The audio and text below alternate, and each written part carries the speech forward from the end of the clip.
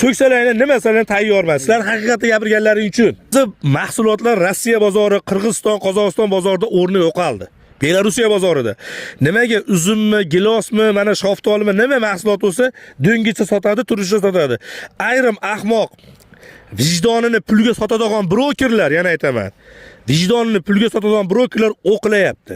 Rishton bo'ladimi, Oltiariq bo'ladimi, Toshloq bo'ladimi, Quva bo'ladimi, Namangan, Andijon farqi yo'q. Vatan bitta. Siz hozir turishni sotyapsiz. Nimaga? Siz sarf xarajatdan qochdingiz. Siz 25 million emas, 10 milliondan sarf qilmay qo'ydingiz. Nimaga? Bahorda keladi deysiz, turishni sotaman, ko'nglingiz to'qdi. O'rganib qoldingiz-da, o'rganib qolindi. Turishni sotasizmi? O'tgan nech pulga sotdingiz turishni? Savol, misol. Nech pulga sotdingiz? Bizniki hali nima edi?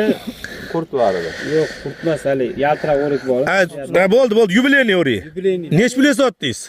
12 millionmi? Necha qani 1 gektardami? Ha.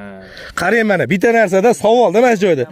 12 million so'mga 1 gektar solyapti. 1 gektar yeri bor Turkiyada boy odam hisoblanadi deyapti. Biz xohlaymiz, dehqon tog'a 100 ming dollar bir yilda daromad qiling.